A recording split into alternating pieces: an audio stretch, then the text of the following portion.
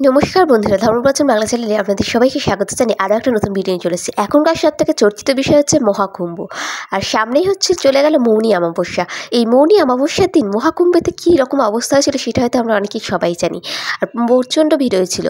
তো 144 বছর পর আসা এই মহাকুম্ভ মেলায় মৌনী অমাবস্যার বিশেষত্ব কী সেই বিষয়ে হতে চলেছে এই ভিডিওটা।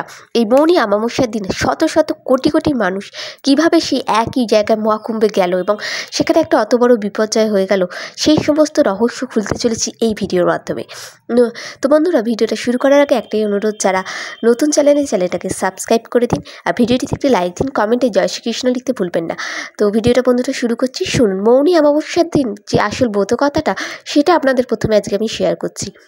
এক গ্রামে এক বিধবা ব্রাহ্মণী আর তার গোয়ালিনী বাস করত। তাদের ছিল খুব দুজনের বন্ধুত্ব। তারা দুজনে সই পাতিয়েছিল। গোয়ালিনী ধন ঐশ্বর্য স্বামী পুত্র নিয়ে খুব সুখে ছিল। ব্রাহ্মণীর কেবল একটি মেয়ে। স্বামী পুত্র ধন ঐশ্বর্য তার কিছুই ছিল না। একদিন একজন অতিথি এসে ভিক্ষা চাইল। ব্রাহ্মণীর মেয়েটি ভিক্ষা দিতে গেল। ভিক্ষা দেওয়া মাত্রই অতিথি বলল, আহা, এমন কন্যার অদৃষ্টে বৈধব্য যন্ত্রণা। এই কথা বলে সেই অতিথি সেখান থেকে চলে গেল। মেয়েটি তার মায়ের কাছে এসে বলল, মা, অতিথি কি বলে গেল আমি কিছুই বুঝতে পারলাম না। তার মা এই কথাটি শুনে বড়ই চিন্তিত হলো আর তার মেয়েকে বললেন, আবার যদি সেই অতিথি কখনো আসে তাহলে আমাকে বলিস। কিছুদিন পরে আবার সেই অতিথি এসে ভিক্ষা চাইল। ব্রাহ্মণী একটু আড়াল থেকে মেয়েটির হাত দিয়ে ভিক্ষা দিয়ে অতিথির কাছে পাঠালো। মেয়েটি ভিক্ষা দেওয়া মাত্রই অতিথি বললেন, আহা, এই মেয়েটির কপালে বৈধব্য যন্ত্রণা। এই কথা শুনে ব্রাহ্মণী অতিথির পায়ে পড়ে গেলেন। বললেন, প্রভু, আমার কন্যা দুঃখ যাতে না হয় তার উপায় আপনি করুন।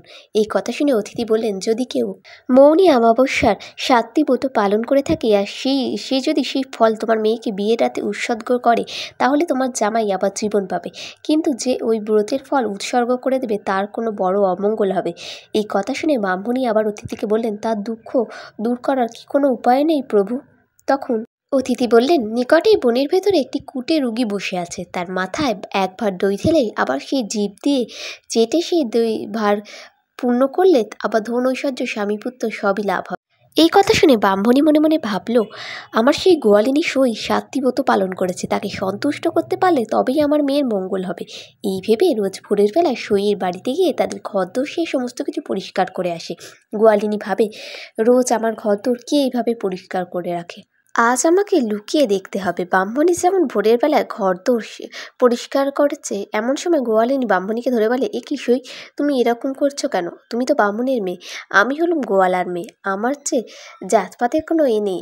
তুমি যে পরিষ্কার করছো আমার ছেলে বলে তো অকল্যাণ হবে। এই কথা শুনে ব্রাহ্মণী গোয়ালিনীকে বললেন, আমার একটি বিপদ থেকে তোমাকে রক্ষা করতে হবে। তোমার মনস্তুষ্টির জন্য আমি রোজ এরকম কাজ করি আর চিরকাল তোমার গোলাম হয়ে থাকবো। আমার মেয়ের বিবাহের রাতে সে বিধবা হবে। তুমি যদি অনুগ্রহ করে মৌন অমাবস্যা ভূতফল 7টি আমার কন্যাকে দান করো, তবে আমার জামাই আবার যে বেঁচে উঠবে। গোয়ালিনী শুনে বললেন, সে কিসই, কেন দেব না? তোমার মেয়ে আর আমার মেয়ের কী তফাৎ? গোয়ালিনী রাজি হলো। কিছুদিন পরেই ব্রাহ্মণী মেয়ের বিয়ে দিলেন।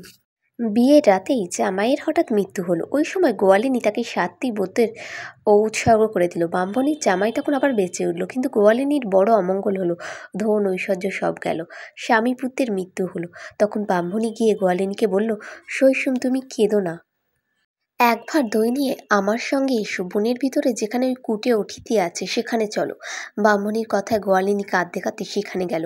তখন ব্রাহ্মণী বললেন, এর মাথায় দই ঢেলে চেটে আবার দইয়ের ভার পূর্ণ করো। এই কথা শুনে গোয়ালিনী কিছুমাত্র ঘৃণা না করে সেই রকম দইয়ের ভার পূর্ণ করলো। অমনি সে কুটের শরীর ভালো হলো।